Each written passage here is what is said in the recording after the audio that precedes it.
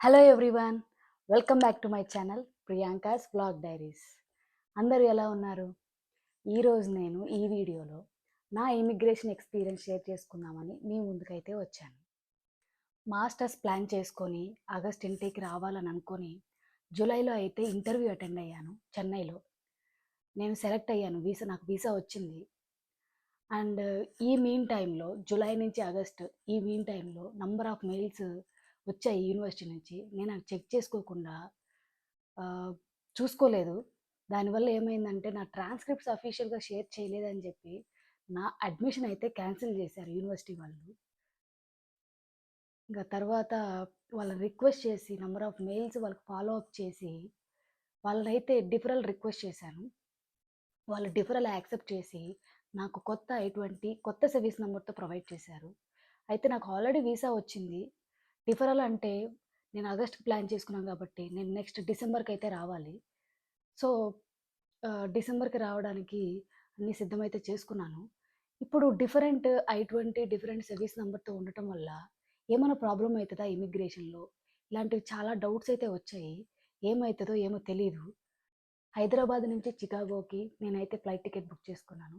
నేను బుక్ చేసుకున్న తర్వాత నాకు తెలిసిందేంటంటే చికాగోలో కొంచెం ఇమిగ్రేషన్ టఫ్‌గా ఉంటుంది అని. సో, ఆల్రెడీ చాలా ఇలాంటివన్నీ ఫేస్ చేసొచ్చాను. లైక్ ఆగస్ట్‌లో రావాల్సింది ట్రాన్స్‌క్రిప్ట్ షేర్ చేయకపోవడం వల్ల I-20 క్యాన్సిల్ అయిపోయింది. వీటన్నిటి నుంచి మళ్ళీ ఇదొకటి చికాగో ఇమిగ్రేషన్ టఫ్‌గా ఉంటది. సరే ఏదైతే అది అయిందని చెప్పేసి నేనైతే చేంజ్ చేసుకోలేదు. అట్లనే ఎళ్ళిపోయినా. ఫైనల్లీ చికాగో అయితే రీచ్ అయిపోయాను. అయితే ఇప్పుడు ఇమిగ్రేషన్ కోసం లైన్‌లో అయితే నించున్నా. నా టర్న్ వచ్చింది. నా టర్న్ వచ్చినప్పుడు ఆ ఆఫీసర్ అయితే నా I-20, నా పాస్‌పోర్ట్ అయితే అడిగారు. నేను వాళ్ళకి ప్రొవైడ్ చేసిన తర్వాత క్వెషన్స్ అయితే స్టార్ట్ చేశారు. లైక్ ఏమేమి అడిగారంటే ఫస్ట్ నా I-20 చూసి, నా యూనివర్సిటీ నేమ్ చెప్పి, "మీరు ఈ యూనివర్సిటీకెళ్తున్నారా?" అని అడిగారు. అవునని జెప్పాను. అయితే నేను వెళ్ళే యూనివర్సిటీ ఏంటంటే యూనివర్సిటీ ఆఫ్ సౌత్ డకోటా. అది సౌత్ డకోటా స్టేట్‌లో ఉంది. సౌత్ డకోటా స్టేట్ వచ్చేసి ఎట్లా ఉంటుందంటే, చాలా కామ్‌గా ఉంటుంది. పాపులేషన్ చాలా తక్కువ. సో, ఆయన అందుకని కొంచెం డిసప్పాయింట్ అయ్యాడు. చాలా దూరంగా ఉంటది ఈ ప్లేసు. ఇది గూ ప్లేసొచ్చేసి. కొంచెం డిసప్పాయింట్ అయ్యాడు. యూనివర్సిటీ ఆఫ్ సౌత్ డకోటా ఎవరెళ్తారక్కడ? ఎవరు చదువుకుంటారన్నట్టు కొంచెం అట్లా డిసప్పాయింట్ అయ్యాడు. నెక్స్ట్ క్వెషనొచ్చేసి నా I-20లో నా ఫండర్ నేమ్ చూసి, నా స్పాన్సర్ నేమ్ చూసి, ఆహ్, ఎవరు ఇతను? ఆ నేమ్ చెప్పి ఎవరు ఇతను? మీకు స్పాన్సర్ చేసేది ఎవరు? అని అడిగితే నా ఫాదర్ అని చెప్పాను.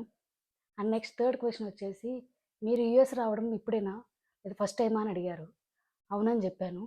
అండ్ లాస్ట్ క్వెషన్ వచ్చేసి, "ఈ యూఎస్‌లో మీకు తెలిసిన వాళ్ళు ఎవరైనా ఉన్నారా?" అని అడిగితే, "నా బ్రదర్ ఉన్నాడు ఇక్కడ. తను మాస్టర్స్ పర్స్యూ చేస్తున్నాడని" జెప్పాను. ఎందుకనంటే నేను ఆల్రెడీ డీఎస్ 160లో నా యంగర్ బ్రదర్ ఇక్కడ మాస్టర్స్ పర్స్యూ చేస్తున్నారని ఆల్రెడీ మెన్షన్ చేశాను. అక్కడ మెన్షన్ చేసి మళ్ళీ ఇక్కడ నేను లే ఇమిగ్రేషన్‌లో ఏమైనా అయితదో అని జెప్పేసి అబద్ధం జెప్తే అది ఇంకా ప్రాబ్లమ్ అయితది. అందుకనే డీఎస్ 160లో ఏదైతే మెన్షన్ చేశానో అవే ఇమిగ్రేషన్‌లో గూడా చెప్పాను.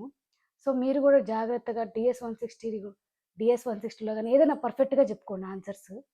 ఎటువంటి అక్కడ ఒకటి, ఇక్కడ ఒకటి లేకుండా. ఫైనల్లీ నా ఇమిగ్రేషన్ అయితే అయిపోయింది. స్టాంపేసి లోపలికైతే పంపించారు.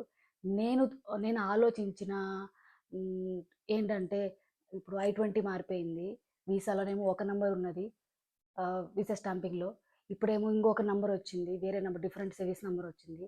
ఏమన్నా ప్రాబ్లమ్ అయితదా? ఏ ఇలాంటి క్వెషన్స్ ఏమన్నా అడుగుతారేమో! ఎందుకు డిఫర్ చేసుకున్నారు? లైక్ మీరెందుకు ట్రాన్స్‌క్రిప్ట్ షేర్ చేయలేదు? వాళ్ళెందుకు నీ అడ్మిషన్ క్యాన్సిల్ చేశారు? ఇలాంటివి ఎన్ని చాలా క్వెషన్స్ రైజ్ అయితాయేమో! డిఫరెంట్‌గా ఉండటం వల్ల నన్ను అక్కడేనా ఆపేస్తారేమో! అని చాలా డౌట్స్ అయితే వచ్చాయి. అయినా సరే ముందుకైతే ఎళ్ళిపోయాను. ఎటువంటి ప్రాబ్లమ్ రాలేదు. వాటి గురించి అసలు క్వెషనే లేదు. ఇంక ఫైనల్‌గా అయితే వీసా స్టాంపింగ్ ఓకే అయింది. సారీ ఇమిగ్రేషన్‌లో అయితే స్టాంపింగ్ అయితే ఏసేశారు. నేనైతే ముందుకెళ్ళిపోయాను. ఇంకా అక్కడ స్టాంపింగ్‌ది ఇచ్చేసి నా లగేజ్ అయితే కలెక్ట్ చేసుకున్నాను. అక్కడ లగేజ్ కలెక్ట్ చేసుకొని నెక్స్ట్ చికాగో నుంచి నా యూనివర్సిటీ దగ్గరికి రావడానికి డొమెస్టిక్ ఫ్లైట్ అయితే నేనెక్కాలి. సో, చికాగో నుండి డొమెస్టిక్ ఫ్లైట్ సూ ఫాల్స్‌కు ఉన్నది. హ్మ్. ఇంగ డొమెస్టిక్ ఫ్లైట్ అయితే నాకు డిలే అయిపోయింది. ఎందుకంటే అదే టైంలో బాగా వింటర్ కావడంలో బాగా స్నో స్ట్రోమ్ వచ్చేసినప్పుడు సో ఫ్లైట్ డిలే అయిపోయింది. ఫైనల్‌గా అయితే నేనైతే సూ ఫాల్స్ రీచ్ అయిపోయాను. నా యూనివర్సిటీకి రీచ్ అయిపోయాను సక్సెస్‌ఫుల్‌గా. ఇంతేనండి నా ఇమిగ్రేషన్ ఎక్స్‌పీరియన్స్. అంతా మంచిగానే జరిగింది. Thank you so much for watching my video.